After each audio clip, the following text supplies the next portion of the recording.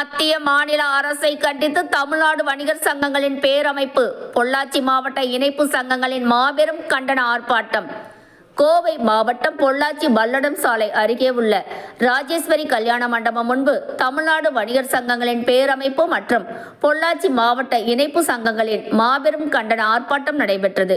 ஆர்ப்பாட்டத்தில் மத்திய மாநில அரசை கண்டித்து நடைபெற்றதில் வாடகை கடைகளில் 18% GST விதித்த மத்திய அரசு திரும்ப பெற வலியுறுத்தியும், மாநில அரசு ஆண்டுதோறும் 6% கூடுதல் சொத்து வரி விதிப்பை திரும்ப பெற்றிடவும், குப்பை வரி மாநிலம் முழுவதும் ஒரே சீராக அறிவித்து மாநில அரசு செயல்படுத்த வேண்டும். தமிழ்நாட்டில் மற்றும் 1.5 கோடி வணிகர் வியாபாரிகள் உள்ளனர். அவர்கள் நலன் கருதி மத்திய மாநில அரசுகள் செவிசாய்க்க வேண்டும் என கண்டன ஆர்ப்பாட்டத்தில் தெரிவித்தனர்.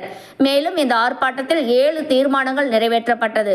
ஆர்ப்பாட்டம் பொள்ளாச்சி வியாபாரிகள் சங்க செயலாளர் சேதுபதி தலைமையில் நடைபெற்றது.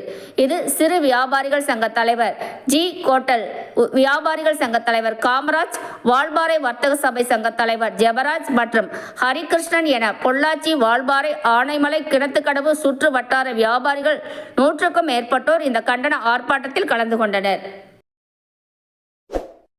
இதுபோல் அனைத்து செய்திகளையும் காண மனித உறுதி ETV சேனலை தவறாமல் பார்க்கவும்.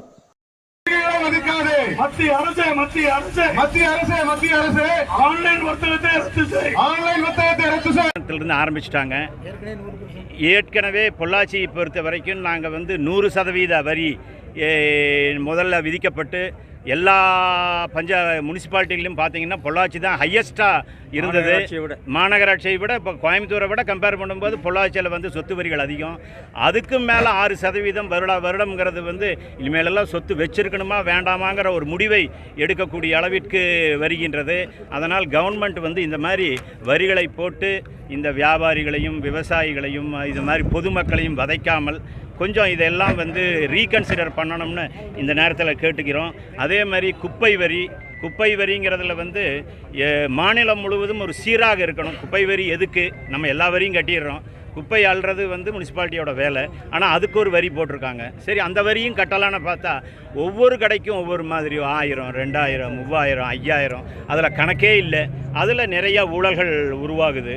அதனால் கவர்மெண்ட் மாநிலம் முழுவதும் குப்பை வரியை ஒரு பர்சன்டேஜ் ஏதாவது ஒரு சீராக குறைவாக நியமித்து அதை பண்ண சொன்னால் வியாபாரிகள் அதையும் கட்டுறக்கு நாங்கள் ரெடியாக இருக்கிறோன்னு சொல்கிறோம்.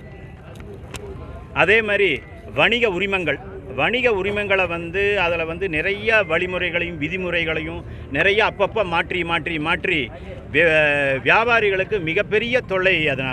அதனால் அந்த வழிமுறைகளை எளிதாக்க வேண்டும். அந்த வழிமுறைகளை எளிதாக்கி குறைந்த வரியை ஃபிக்ஸ் பண்ணி இதெல்லாம் கொஞ்சம் ஹெல்ப் பண்ணணும். வர இந்த சிறு வியாபாரி நம்ம இந்தியாவில் எடுத்துக்கிட்டிங்கன்னா பெரிய வியாபாரிகளோட